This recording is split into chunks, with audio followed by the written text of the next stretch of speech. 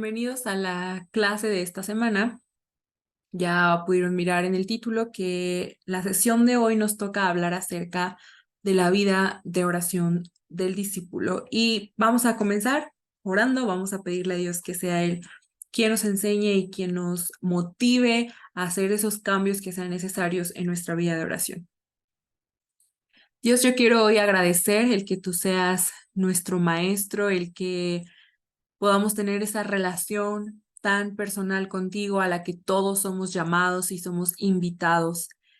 Y Padre, enséñanos el día de hoy acerca de este tema, pero sobre todo condúcenos y pon en cada uno de nosotros esa motivación, esa acción que nos lleve a hacer los cambios, a invertir más, a hacer ciertos ajustes, de forma que nuestra vida de oración como discípulos sea más profunda, sea más efectiva, en el nombre de Jesús. Amén. Bien. Vamos a iniciar leyendo la historia que encontramos en Hechos 1.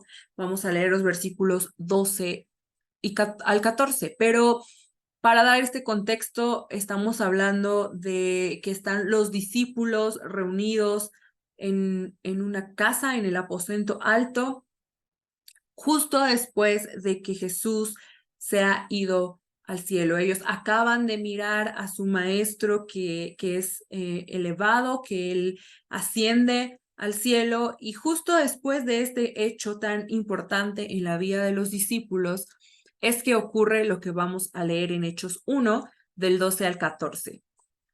Dice, entonces volvieron a Jerusalén desde el monte que se llama del Olivar, el cual está cerca de Jerusalén, camino de un día de reposo.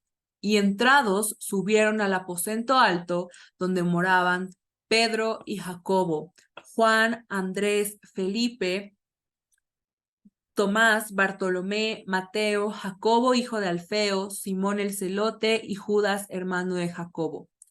Todos estos perseveraban unánimes en oración y ruego con las mujeres y con María, la madre de Jesús, y sus hermanos. Y usted sabe el resto de la historia. Después de esto viene la llenura del Espíritu Santo, esta historia donde aparecen las lenguas y que bueno, ya sabemos el resto de la historia, pero algo interesante que observamos en esta historia es que esta reunión, esta forma de orar tan apasionada que vemos en la historia de Hechos, es consecuencia de lo que habían vivido recientemente. Jesús, su maestro, con quien habían estado caminando al lado y lo habían visto cara a cara y podían escucharle hablar y conversar con él de forma física, ya no estaba. Y ellos estaban acostumbrados a tener una relación con Jesús, una relación personal con Dios, porque Dios está en un cuerpo humano, en Jesús, y convivía con ellos. Pero cuando Jesús vuelve al cielo y ya no lo tienen más humanamente presente, la reacción que vemos en este grupo de discípulos es que ellos oraron. Cuando Jesús se va, ellos oran porque sabían que así podían seguir en comunicación con Él, porque sabían que esta era la forma en la que podían seguir comunicados, conectados, en la que podían seguir teniendo una relación, en la que iban a poder escuchar sus órdenes, así como las habían estado escuchando aquí en la tierra. Sabían que así era como iban a ser guiados, así como Jesús les guió y les aconsejó y les enseñó cuando estuvo presente en la tierra. Ellos sabían que cuando Jesús ya no estaba, ahora tenían la oración como esa herramienta, como ese instrumento para poder mantenerse conectados. Sabían que así la comunión entre Dios y ellos no se iba a perder. Por eso, su reacción, por eso lo que sigue después de que ellos miran partir a Jesús, es que los vemos a todos reunidos en una casa orando. Esto nos enseña que de esa misma forma nosotros como discípulos deberíamos ser conscientes de que la oración es necesaria para mantenernos en comunión con nuestro Padre, con Dios, y que separados de Él nada podemos hacer. Por lo tanto, la oración es indispensable en la vida de todo cristiano, en la vida de todo discípulo, porque la oración es lo que nos mantiene unidos, lo que nos mantiene en comunión, en comunicación, lo que nos permite conocer su voluntad, lo que nos permite escuchar su voz, saber lo que Él quiere, nos permite ser guiados, nos permite ser enseñados. Es la oración lo que nos mantiene conectados con Dios, y recordemos que necesitamos estar conectados porque separados de Él nada podemos hacer.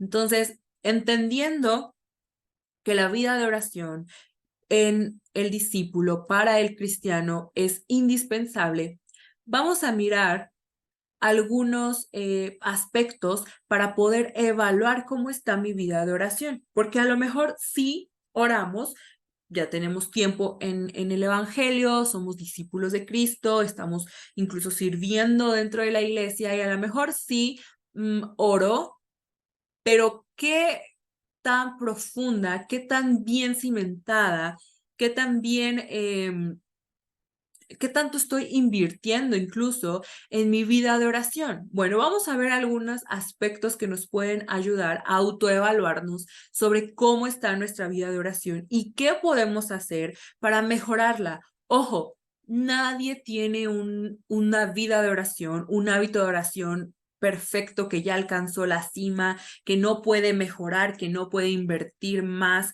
No, todos podemos y debemos buscar ir más profundo en nuestra vida de oración. Todos debemos buscar cada día ser más eficaces en nuestra forma de orar, y por eso es importante que nos autoevaluemos para mirar cómo podemos mejorar. Salmo 63, 1. Oh Dios, tú eres mi Dios, te buscaré con afán. Mi alma tiene sed de ti. Mi carne te anhela, cual tierra seca y árida donde no hay agua. Y la primera cosa que nosotros debemos de reflexionar sobre nuestra vida de oración es esto mismo que nos está enseñando aquí el salmista. Preguntarme, ¿tengo deseos de orar? Y regresemos un poco a lo que dice el salmista. El salmista expresa una palabra interesante. Dice, te buscaré con afán. Es decir, hay un deseo intenso en mí de buscar a Dios a través de la oración. Consecuencia de que mi alma y mi cuerpo incluso, y esto me parece interesante, anhela la presencia de Dios. A lo mejor es entendible, ¿no? Que el espíritu anhele, pero ¿cómo llegamos a ese punto de que incluso nuestro cuerpo, nuestra carne, que a veces va en contra de los deseos del espíritu, también se ha alineado? Esto nos habla de que hay un deseo profundo, de que nosotros sentimos anhelo por la oración, de que no nos pesa la oración. La oración en un tiempo devocional privado, la oración en la iglesia, la oración en familia, que la oración ocupa un lugar importante en nuestro corazón. Es triste, pero de las reuniones a las que menos asistencia se obtiene en la iglesia es a las de oración, y eso refleja que como iglesia tenemos poco deseo de orar. Nos es muy fácil faltar a esas reuniones. No nos parecen interesantes, importantes. Sí, no nos atrae ir a una reunión de oración, por ejemplo. Entonces, usted vaya evaluando qué tanto yo deseo orar, qué tanto no es un pesar en mi orar. Soy como el salmista, que busco a Dios en oración con afán. Es decir, intensamente, soy capaz de colocar otras cosas en mi agenda por debajo del tiempo de oración o siempre coloco cosas de mi agenda por encima del tiempo de oración. O sea, si mi tiempo de oración siempre puede moverse, siempre puede no realizarse para poder meter más cosas en mi agenda, o mi tiempo de oración es algo de mi día a día que no se toca. Vamos reflexionando. Siguiente pregunta que podemos hacernos. ¿Hay frescura en mi oración? ¿Tengo una oración fresca? ¿Mi vida de oración es algo fresco o ya se volvió, como hemos visto en los temas iniciales, ¿no? Ya se volvió una tradición, ya tiene un toque religioso, la forma en la que yo pido, la forma en la que yo hablo con Dios. Incluso el concepto que yo tengo de oración es algo fresco, es algo nuevo, es algo que está vivo o simplemente ya es como esta obligación de, o lo he visto como el pedir siempre que necesito y solamente lo veo desde esa perspectiva. Mire lo que dice Mateo 6:7. Y al orar, no hablen solo por hablar, como lo hacen los gentiles, porque ellos se imaginan que serán escuchados por sus muchas palabras. Y aquí vemos un ejemplo de una oración que no es fresca. Palabras vacías, muchas palabras, pero que no provienen de un entendimiento y de un corazón y de una revelación verdadera de lo que significa orar, de quién es el Padre a quien yo estoy orando, de cómo es su corazón, de cómo es su voluntad para mi vida. Una oración fresca es aquella que viene de que yo he entendido quién es Dios, cómo obra, quién soy yo en relación con Dios y cuál es su voluntad para mi vida. ¿Quién es Dios? ¿Cómo obra? ¿Quién soy yo? ¿Y cuál es su voluntad? Muchas veces estamos hablando, orando de acuerdo a mi voluntad y eso solo son palabras vacías. No es una oración fresca porque Dios no va a responder de acuerdo a mi voluntad. Dios no va a responder esas oraciones. O a veces oramos desde una perspectiva que tenemos de Dios incorrecta. Y entonces vemos a Dios únicamente como el banco, únicamente como el que da, y entonces solo oro desde esa perspectiva y vengo a Él solo a pedir y a que me saque de apuros. Y entonces no es una oración fresca, porque no estoy viendo todo el panorama, no estoy entendiendo que Dios es soberano, por ejemplo. Si yo entiendo que Dios es soberano, mi oración también va a ir en ese sentido. Ahora, ¿quién soy yo? ¿Un pecador? Por lo tanto, tengo que arrepentirme. Entonces, mi oración también tiene que hablar de esto. ¿Soy un hijo? ¿Puedo entrar confiadamente?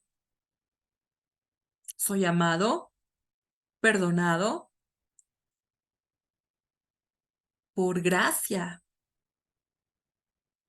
¿Sí se da cuenta? Soy discípulo. La Biblia dice que somos esclavos de Cristo. Entonces, entender quién soy yo, quién es Dios, cómo obra y cuál es su voluntad, me va a ayudar a tener una oración fresca.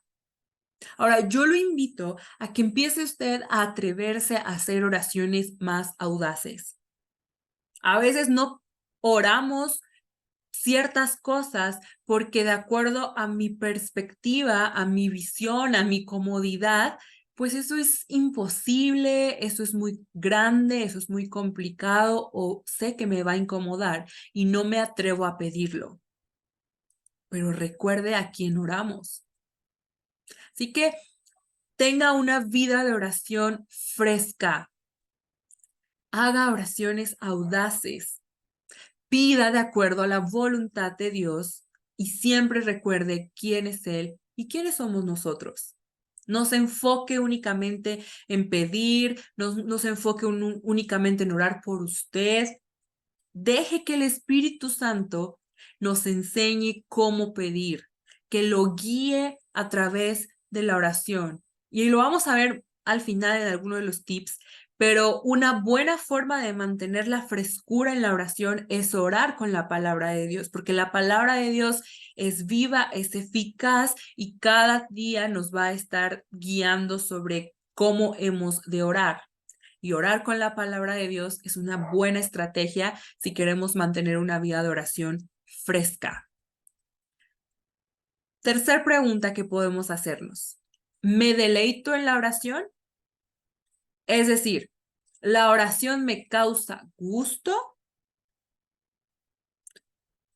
¿Me da placer orar? Y me gusta mucho cómo dice este salmo. Dice, pero en cuanto a mí, el acercarme a Dios es el bien.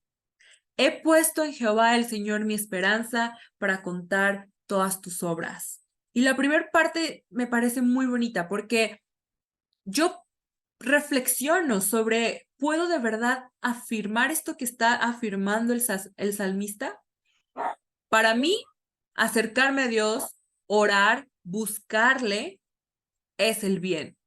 Sé que eso me hace bien, sé que eso me hace feliz, por eso tengo este anhelo de buscar a Dios. Para usted, ¿la oración es un lugar seguro?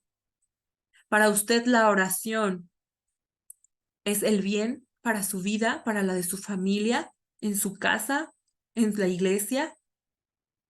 La oración debería de ser este lugar, este espacio, este momento en el que somos confortados, pero también confrontados, en el que nos encontramos con nuestro Padre.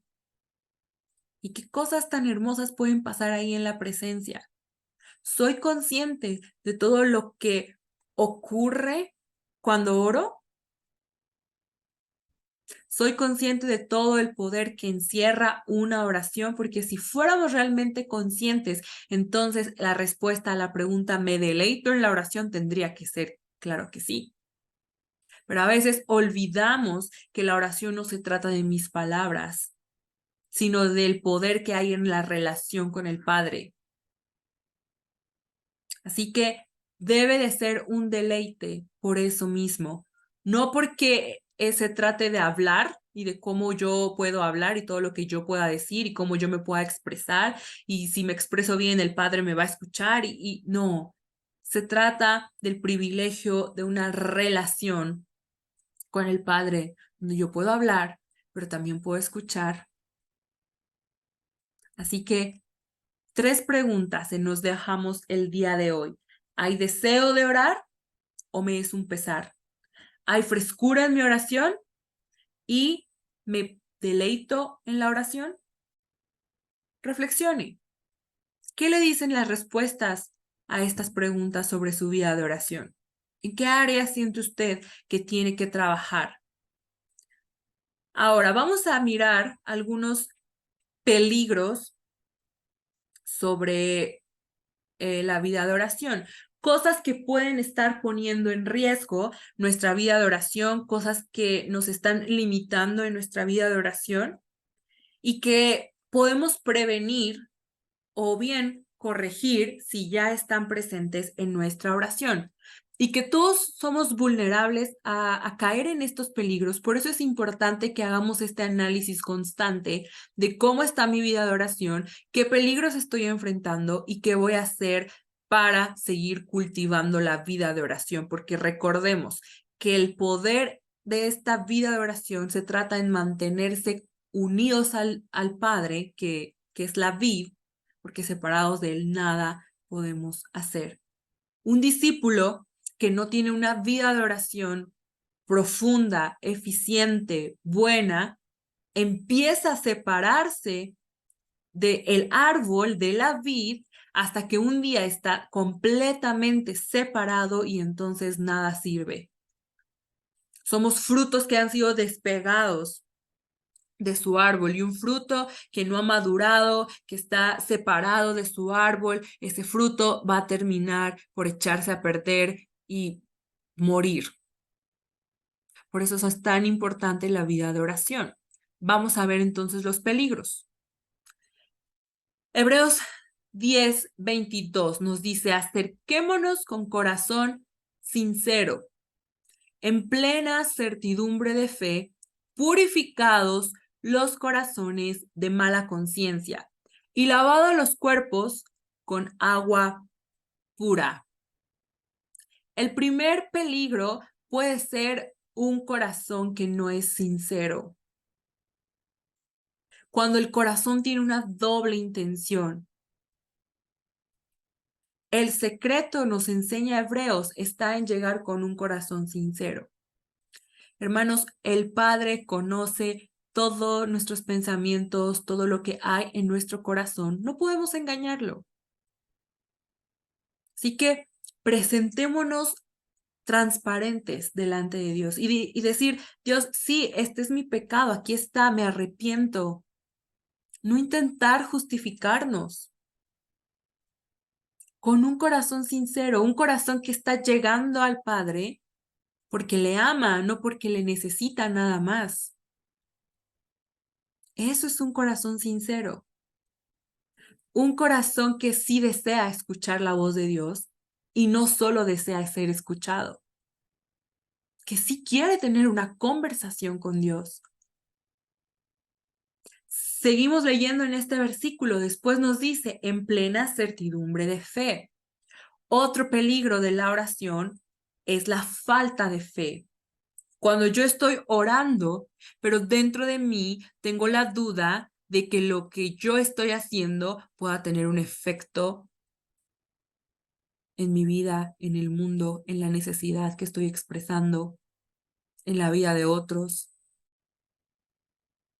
A lo mejor tengo la costumbre o alguien me dijo, pues ora, pero en mi corazón en verdad no creo que pueda ayudar, que Dios va a responder. Puedo estar pasando a lo mejor algún momento muy complicado y yo estoy orando, pero dentro de mí yo veo más grande este problema y por lo tanto me cuesta trabajo creer que la oración pueda hacer algo diferente. Y sabe, algo que yo pensaba es, ¿cuál es mi reacción inmediata frente a ciertas circunstancias? Tengo unos sobrinos pequeños y desde que ellos son pequeños se les ha enseñado sobre la oración. Así que ha pasado varias ocasiones en las que estamos conviviendo y pasa algo y de verdad yo veo que la reacción inmediata de ellos es vamos a orar. Eh, una vez íbamos en carretera y el cielo empezó a nublarse, unas nubes muy negras, y todos dijimos, no, ya va a llover, se ve que va a llover súper fuerte, y uno de mis sobrinos se levanta, pone su manita en la ventana y dice, vamos a orar para que la lluvia se detenga, con convicción. ¿Por qué yo como discípulo de Cristo no tengo esta misma reacción de decir, yo voy a orar y la lluvia se va a detener? Porque no siempre hay esta certidumbre de fe en que Dios oye y responde nuestras oraciones. Piense, ¿cuál ha sido su reacción inmediata frente a ciertas circunstancias? ¿Se levanta y pone su mano y dice, vamos a orar para que la lluvia se detenga? ¿O su reacción es intentar hacer algo por usted mismo, resolver usted misma el problema, buscar a un ser humano para que le ayude? Su reacción inmediata es llorar, correr, huir, enojarse, o es orar. Le nace naturalmente. Eso es un buen filtro, un buen termómetro de cómo está nuestra fe en cuanto a la oración. Vamos a orar para que la lluvia se detenga. Vamos a orar para que se haga la voluntad de Dios, para que Dios traiga paz. Fe. Y la fe en la oración se cultiva orando, porque cada vez que miramos una respuesta a la oración, podemos comprobar que Dios oye y que Dios responde. Y entonces así voy afirmando mi fe. Pruebe, pruebe el poder de la oración. Y después nos habla de purificados, los corazones los cuerpos, habla de este proceso de santidad.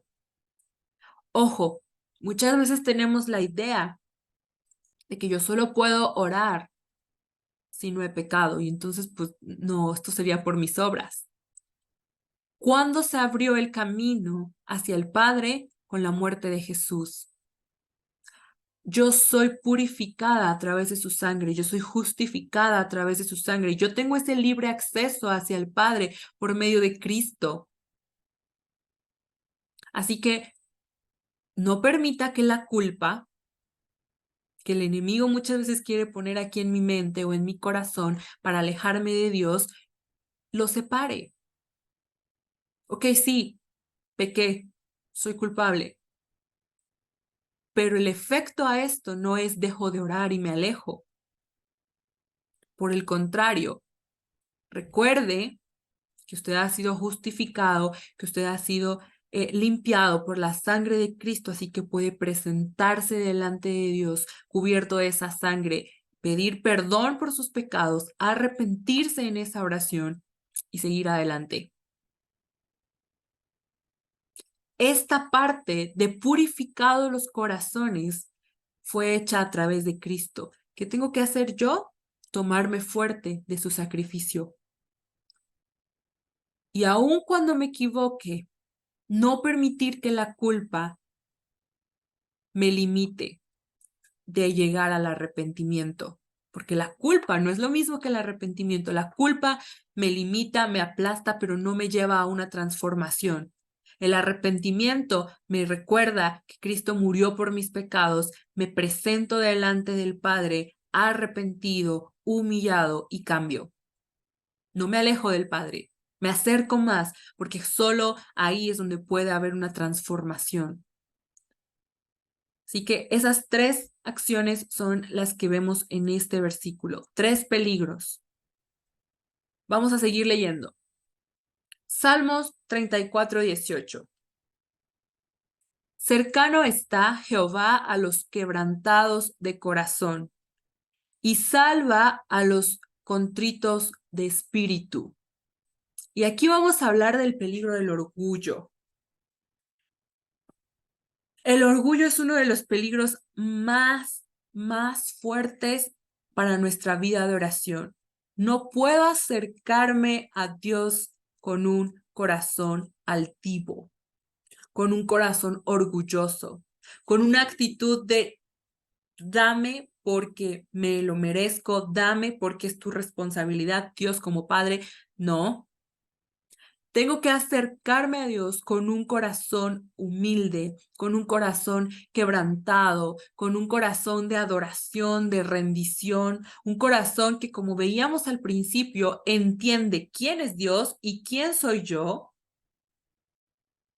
cuál es mi posición, dónde está Dios y por qué es que yo puedo acercarme a Dios con libertad. Que es por Cristo, que es por gracia. Y que sí, yo tengo hoy libertad de acercarme a Dios, pero todo esto ha sido por Cristo, no por mí. El orgullo y lo que el orgullo deriva, por ejemplo, la rebeldía, la desobediencia, el decir, ok, sí, Dios, aquí estoy, aquí está mi necesidad, aquí está lo que te quiero expresar. Dios me da una respuesta, pero como no se alinea a mi voluntad y yo no quiero someter mi voluntad a la de Dios, entonces no obedezco, pero yo sigo orando y orando y orando, esperando una respuesta diferente que no va a pasar. Si Dios ya me ha respondido algo a través de la oración, lo que sigue es que yo tengo que obedecer para que después puedas recibir la siguiente orden. Pidámosle a Dios que limpie nuestros corazones de cualquier orgullo, de cualquier altivez, de cualquier rebeldía que nos está llevando a desobedecer, que nos está llevando a no escuchar y entender su voluntad, lo que Él está hablando a nuestras vidas, que hace que nuestra oración no suba delante de Él como un olor grato, que nos está nublando de mirar cómo Dios quiere que oremos, de mirar su respuesta, que nos está haciendo pedir mal.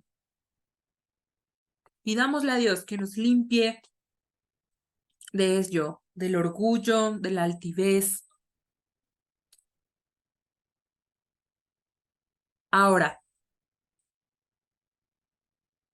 también podemos mirar en los peligros, antes de pasar a cómo avivar la vida, que uno de los peligros es esta parte de la tradición, de la religiosidad, que se empieza a traducir en apatía. Por eso vamos a mirar ahorita cómo avivar la vida de oración.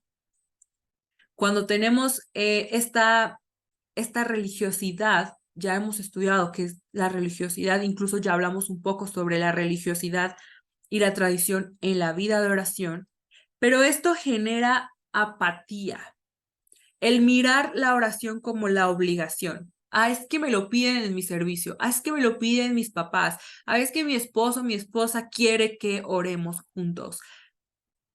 Empezar a mirar la oración como una obligación, como si fuera necesario que yo ore para que Dios esté contento o alguien aquí en el mundo o para dar una apariencia, eso empieza a generar que se apague porque no tenemos un corazón sincero, que es lo que vimos al principio.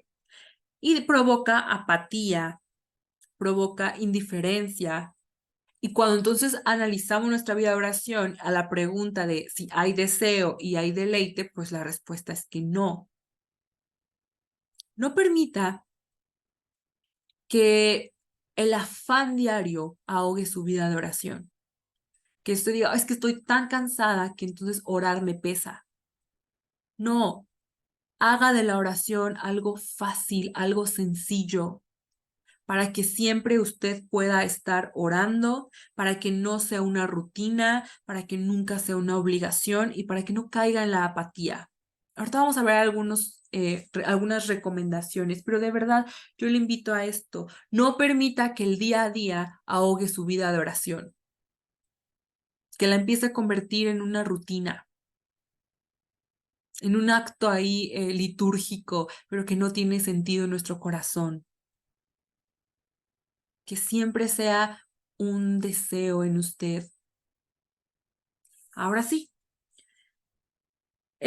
cuando miramos que nuestra vida de oración se va apagando, obviamente que empezamos a tener una sequedad espiritual, que empezamos a tener una separación de Dios y entonces empieza a haber consecuencias, ¿no? Y podemos mirarlas en nuestra vida.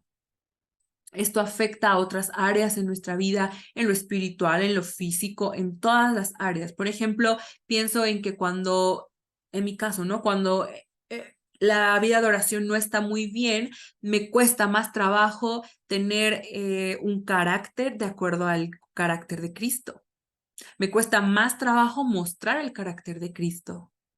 Y ahí yo puedo identificarme si de pronto estoy muy enojona, si de pronto me está costando el dominio propio. Ah, es que he descuidado mi vida de oración, porque es aquí en la vida de oración donde yo soy fortalecida, donde yo soy guiada, donde Dios me enseña cómo puedo mostrar su carácter. Usted analice qué áreas de su vida puede identificar que se ven afectadas cuando su vida de oración mengua y sea atento a esos indicadores que le muestran que usted está cediendo a estos peligros en la vida de oración y está haciendo que su vida de oración mengüe. ¿Cómo podemos entonces avivar nuestra vida de oración? ¿Cómo podemos hacer para que estos peligros no nos lleven a tener una vida de oración pobre y como consecuencia una vida espiritual seca, incluso una salud física que también se puede ver afectada por una vida de oración pobre? Bueno, hay muchas ideas y esto va a depender claramente de cada uno de nosotros, de cuáles sean los peligros, de lo que nos funciona, de cuáles sean nuestros hábitos de oración, cuál sea nuestro estilo de vida, pero quiero compartirles algunos consejos de forma general. Usted puede compartirnos al grupo si tiene alguna otra recomendación o algún testimonio al respecto. Primero, yo quiero compartirle este tip que es orar en grupos. Comprométase a orar con alguien, porque esto además de que en la unidad podemos tener más fuerza, ¿no? La Biblia dice que donde hay dos o más reunidos, ahí está Él, ahí está el Espíritu. Además de esto, también a nosotros nos facilita el desarrollar el hábito. ¿Por qué? Porque a lo mejor si yo digo, no, bueno, voy a orar todos los días a las 6 de la mañana, pero yo solo, es muy fácil que yo apague la alarma, me siga durmiendo y aparentemente no le falle a nadie, o parece que no le falle a nadie, cuando claro, pues yo le fallé a Cristo y a mí misma, ¿no? A Dios y a mí. Pero si yo me comprometo a orar a las 6 con ustedes, si yo no asisto, pues les estoy fallando a ustedes, ¿no? Y esto me ejerce un poco de presión. Además, orar en grupos nos permite aprender de la oración de otros, mirar cómo otros oran, abrir nuestra vista, nuestro panorama a las necesidades de otros. Y entonces ya no solo soy yo. Ora en grupos. Y mire, en la iglesia tenemos oportunidades fáciles, diferentes oportunidades, horarios, formas de hacer esto. Puede orar usted con las mujeres por las mañanas a través de Zoom desde su casa, o si usted es varón con los varones, igual por las mañanas. Puede hacerlo a través de las oraciones congregacionales de los miércoles en presencial, en transmisión de Facebook, en las oraciones que hay congregacionales de vez en cuando los domingos terminando el segundo servicio, en las oraciones por México los últimos viernes de cada mes. Hay formas en las que podemos orar en grupos dentro de la iglesia. Forme un grupo de oración en su casa. Invite a alguien a orar con usted. Incluso no tiene que ser en la misma casa, ¿no? Si no, pues yo vivo lejos o así. Simplemente por un mensaje, por una llamada, decir, vamos a ponernos a orar cada quien en nuestras casas a determinada hora. Y reúnase a orar. Oren en grupo, como familia, como esposos, como amigos, con necesidades o fines específicos. Por ejemplo, como familia, hay necesidad de un auto nuevo. Entonces nos reunimos como familia y vamos a decir todos los días a la hora de la cena, vamos a orar por el auto nuevo. Y eso nos une, nos pone algo en común. Y cuando vemos el milagro, todos hemos sido parte del proceso del milagro, de la respuesta a la oración. Como matrimonio, oren por algo en común. Pongas esa meta. Y qué bonito es que cuando recibimos la respuesta se siente que todos hemos sido parte. El orar en grupo también nos permite orar unos por otros. Nos permite tener un lugar en el cual podemos presentar nuestras necesidades, presentar nuestras inquietudes y orar unos por otros. Y esto nos edifica. Otro tip, ora con la palabra. Ya habíamos hablado como un poco de esto en la frescura de la oración. Pero orar con la palabra, además de que mantiene fresca nuestra oración, porque no es como a ver qué se me ocurre o cómo oraría yo o lo que quiero yo, sino lo que la palabra de Dios me enseña, también me permite orar de acuerdo a su voluntad. Ore con la palabra, que esté acompañada su vida de oración con su vida de lectura, y entonces de acuerdo a lo que usted va leyendo, Dios va a ir inspirando en usted cómo orar, cómo alabar a Dios, cómo agradecerle a Él. A lo mejor usted dice, es que yo ya no sé cómo orar por esta situación que estoy viviendo. Bueno, pídale a Dios que a través de su palabra le guíe sobre cómo debe de usted orar. Debe pedir, debe agradecer. Está pidiendo algo que en realidad no es lo que debería pedir. Deje que el Espíritu Santo lo guíe a través de la palabra. Obviamente, para esto usted tiene que acompañar su vida de oración con su vida de lectura, porque si no, claramente no va a poder usar la palabra para orar, pero declare la palabra de Dios en sus oraciones. Declare sus promesas. en su vida a través de la oración. Y último, cambia el foco de tu oración. Qué fácil es que el foco de mi oración siempre sea yo y mis necesidades.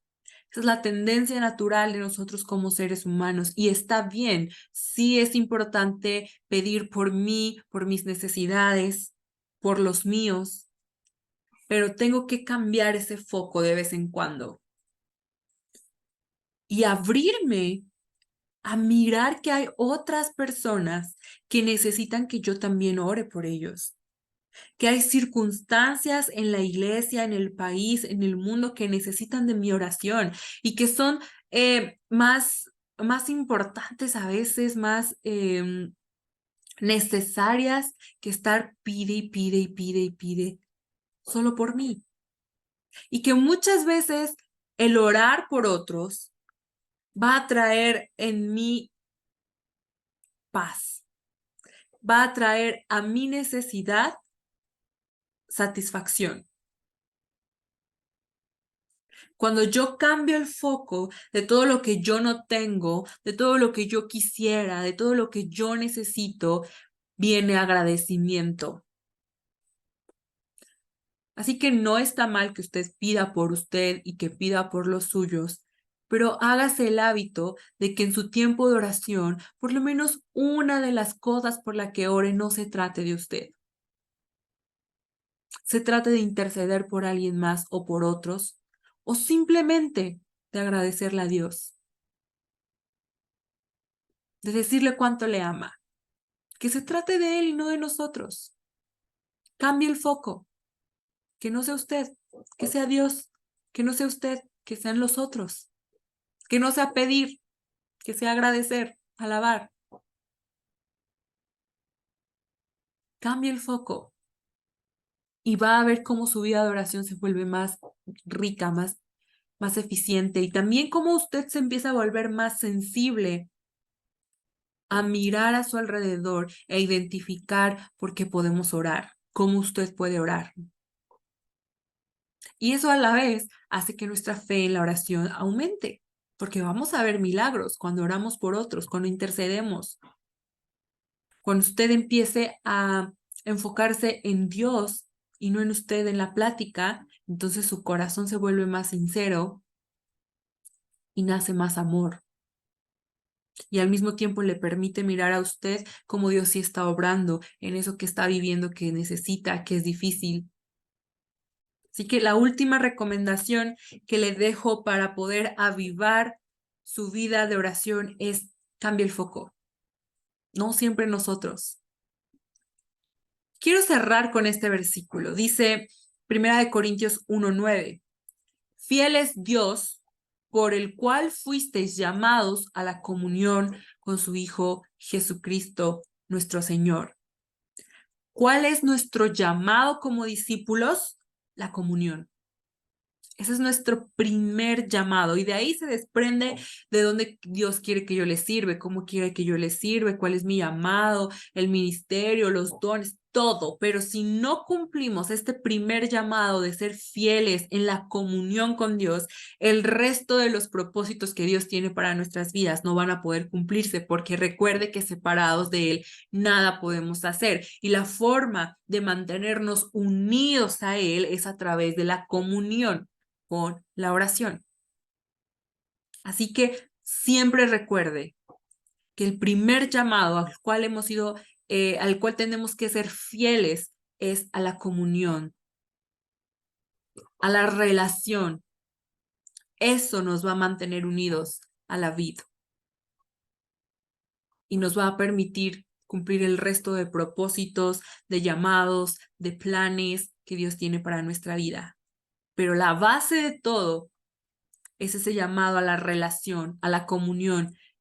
Oro, leo la Biblia, tengo una conversación con el Padre constante, me ejercito en la relación con Él y entonces el resto de cosas se pueden ir acomodando. Voy a saber hacia dónde, cómo, cuándo. Así que con esto quiero terminar.